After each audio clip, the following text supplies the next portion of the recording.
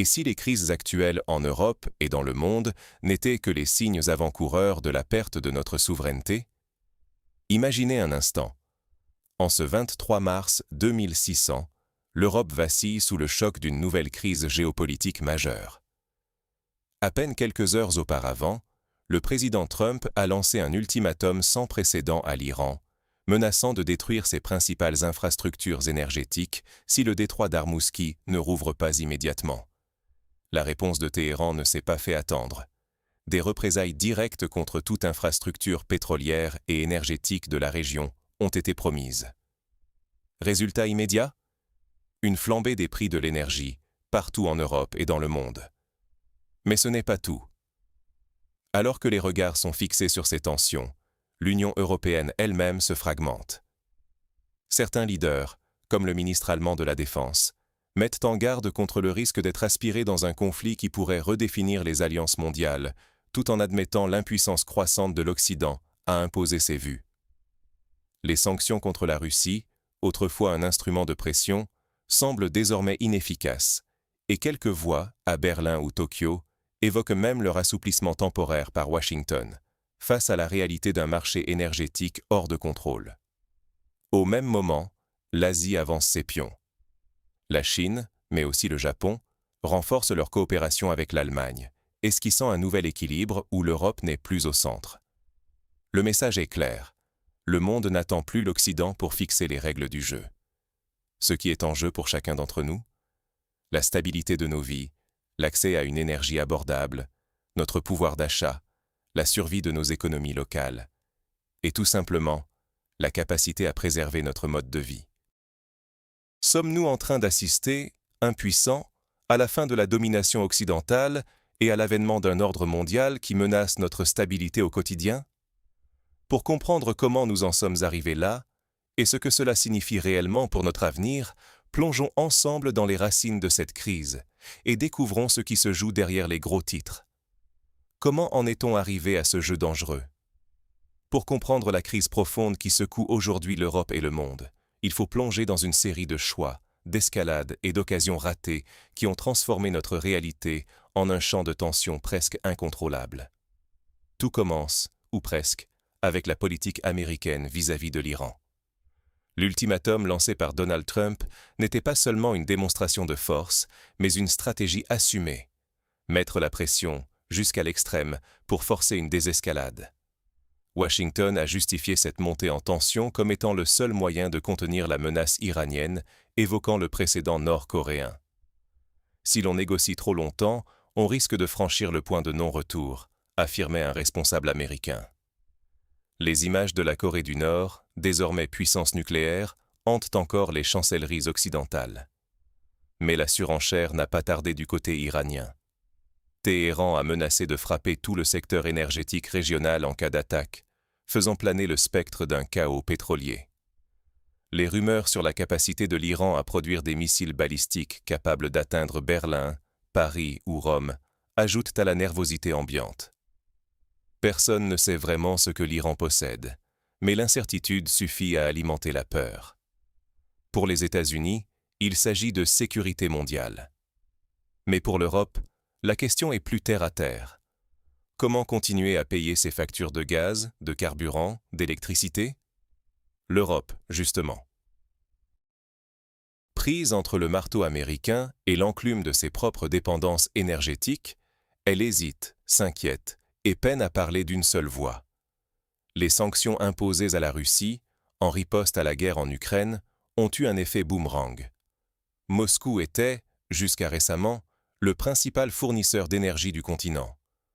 Aujourd'hui, les prix explosent, la précarité énergétique gagne du terrain et l'économie européenne vacille. Les dirigeants européens s'efforcent de tenir un équilibre impossible. Soutenir Kiev pour défendre les valeurs occidentales, tout en cherchant à préserver une économie menacée par l'inflation et la pénurie. S'ajoutent à cela les fractures internes à l'Union européenne. L'Allemagne, pilier traditionnel de la stabilité européenne, vacille à son tour. La classe politique allemande est divisée. Certains réclament une reprise du dialogue avec Moscou, convaincus que la paix en Europe ne peut se faire sans la Russie. d'autres s'accrochent à une ligne dure, alignée sur les États-Unis et l'OTAN. Au sein de l'UE, la Hongrie, la Slovaquie, la Pologne ou l'Italie multiplient les initiatives divergentes. Viktor Orban et le groupe de Visegrad, par exemple, prônent la souveraineté, la fin des sanctions et le dialogue avec la Russie.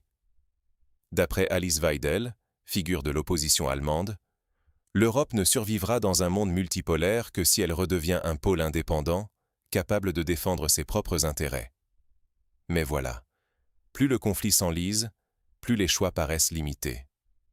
L'Ukraine, soutenue à bout de bras par l'UE, semble imposer son agenda aux négociateurs européens, selon certains chefs d'État. Les soupçons, les tensions et la méfiance minent les relations entre alliés. Les questions qui se posent sont cruciales. Jusqu'où l'Europe peut-elle sacrifier sa sécurité énergétique au nom du soutien à l'Ukraine? Jusqu'où peut-elle suivre la ligne américaine sans perdre le peu de contrôle qui lui reste sur son avenir? Le risque est immense. Si l'Europe, et en particulier l'Allemagne, ne parvient pas à s'adapter, elle risque de s'enfermer dans une crise énergétique chronique et de perdre définitivement le contrôle de ses choix politiques, économiques et même sociétaux. Derrière les grandes manœuvres diplomatiques ou les discours martiaux, c'est le quotidien de millions de citoyens européens qui est en jeu. La stabilité de leur emploi, le pouvoir d'achat, la capacité à chauffer leur logement ou à faire le plein de leur voiture. Leur place dans le nouvel ordre mondial aussi. Mais le vrai conflit ne se limite pas à ces grandes manœuvres.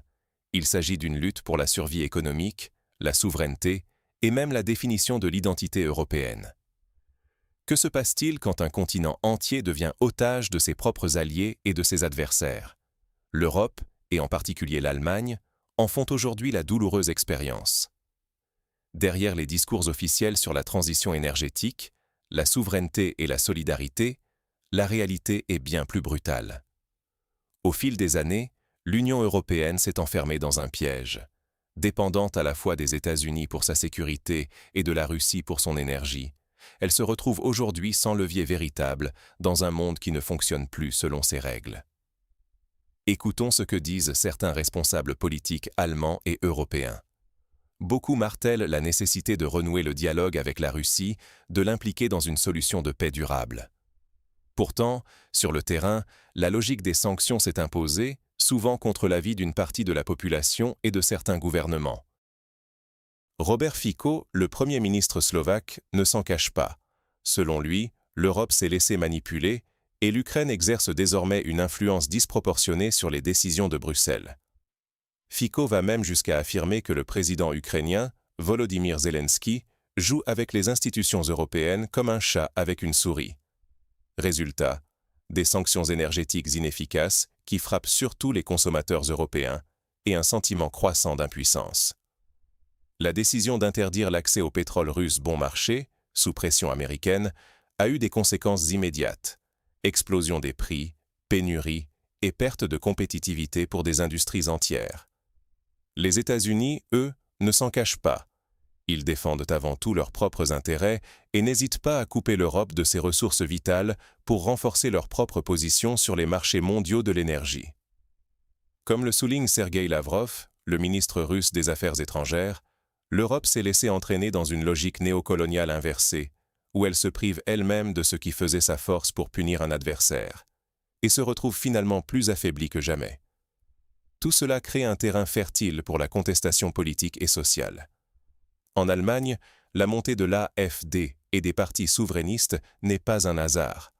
Elle est la conséquence directe d'une gestion de crise perçue comme déconnectée des réalités.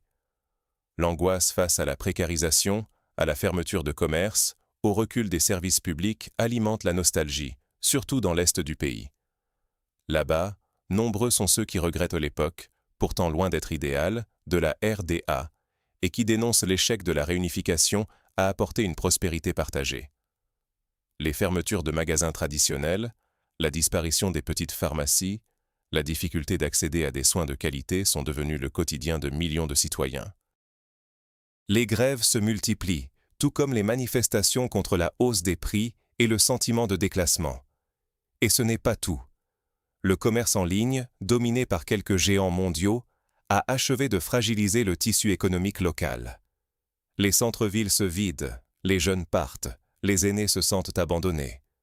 Cette désagrégation du lien social nourrit la défiance envers les institutions et prépare le terrain à l'émergence de mouvements extrémistes qui promettent de tout renverser, mais ne proposent souvent aucune solution crédible.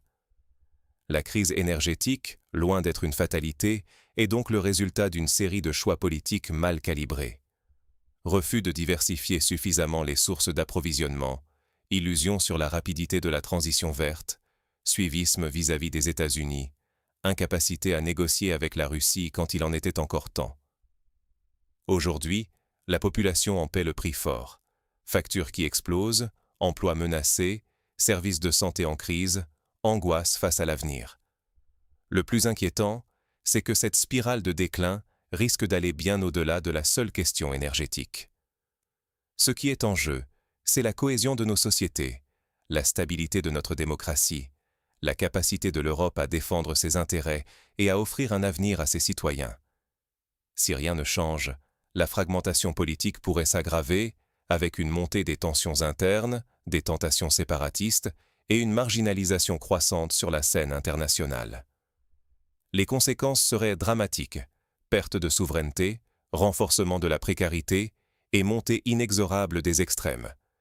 Mais alors, que reste-t-il comme option? Quels scénarios d'avenir peuvent s'ouvrir pour l'Europe et l'Allemagne face à ces défis inédits? C'est ce que nous allons explorer maintenant. L'ordre mondial est-il déjà bouleversé ou reste-t-il une chance de rebond? C'est la question qui hante aujourd'hui aussi bien les experts que les citoyens ordinaires. Beaucoup décrivent la bascule actuelle comme inévitable. La montée de l'Asie, la fin du leadership occidental, une Europe désunie. Mais si tout cela n'était pas écrit d'avance? Et si les crises que nous traversons étaient surtout le fruit de maladresse politique, d'opportunisme mal calculé, d'un refus persistant d'adapter nos modèles à la réalité d'un monde multipolaire? Les voix d'experts et d'acteurs internationaux sont de plus en plus claires. L'Occident, et surtout les États-Unis, ont multiplié les décisions brutalement unilatérales ces dernières décennies. Regardez comment Washington, obsédé par le contrôle des ressources énergétiques mondiales, a imposé ses vues à ses propres alliés européens, quitte à mettre à genoux des économies entières.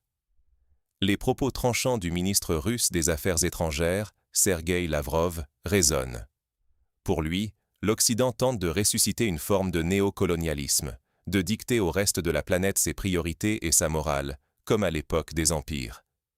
Cette domination par la force, cette croyance que la puissance fait la vérité, aggrave la défiance et précipite la fracture planétaire. L'Europe, dans cette équation, apparaît plus que jamais fragmentée. Les tensions internes s'exacerbent. Certains pays, comme la Hongrie et la Slovaquie, luttent bec et ongles pour conserver un accès abordable à l'énergie, refusant des mesures qui leur semblent aller contre leurs intérêts vitaux. D'autres misent sur la solidarité européenne, mais peinent à masquer la montée des divergences, sur fond d'inflation, de crise migratoire et de montée des populismes.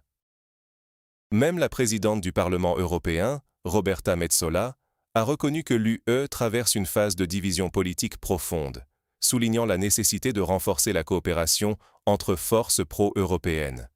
Et pourtant, certains en arrivent à penser que moins d'Europe, ce serait mieux pour tous. Une Europe plus souveraine, recentrée sur ses nations, capable de défendre ses propres intérêts dans le chaos mondial. Mais face à la tentation du repli, il y a un autre modèle qui séduit, celui d'une adaptation créative, d'une réinvention du modèle occidental. L'Asie, menée par la Chine, s'impose comme un nouveau pôle de stabilité et d'initiative. Pékin avance ses pions patiemment, réécrit les règles du commerce et de la diplomatie, tout en offrant un cadre alternatif à ceux qui se sentent marginalisés par l'Occident. Pour l'Europe, s'adapter à ce nouvel ordre ne signifie pas forcément renoncer à ses valeurs, mais apprendre à jouer dans un monde où l'initiative ne vient plus toujours de l'Ouest. Le risque, si l'Europe, et notamment l'Allemagne, ne parviennent pas à cette mue, est colossal. Marginalisation sur la scène internationale, pertes économiques durables, effondrement de pans entiers de l'économie locale. On l'a vu en Allemagne. La fermeture de milliers de commerces de proximité, accélérée par la pandémie et la flambée des prix de l'énergie, a transformé le visage de nombreuses villes. Le tissu social s'étiole, les centres-villes se vident, et l'inquiétude grandit face à une précarité qui ne cesse de s'étendre. Les experts du secteur pointent l'urgence.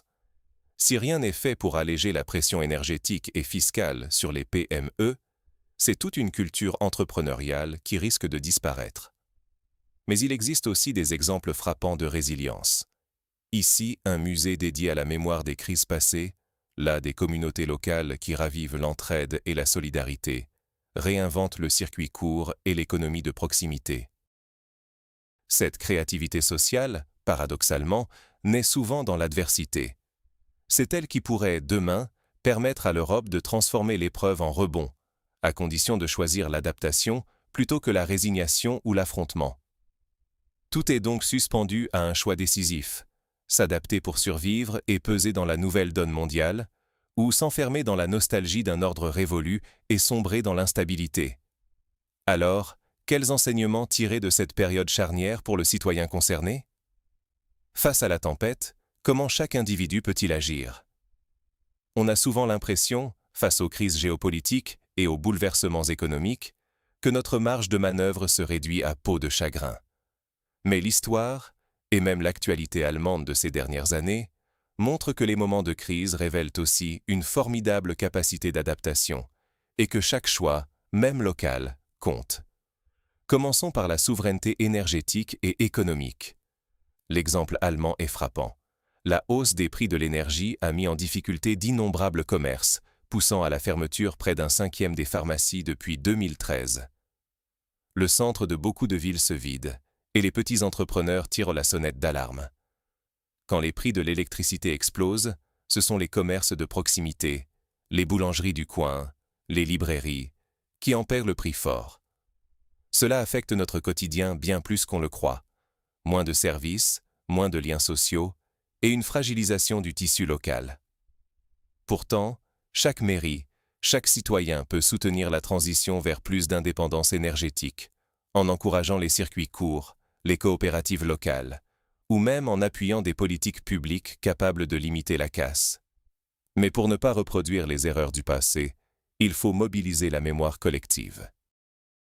Regardons le musée de la RDA ou les témoignages d'anciennes générations.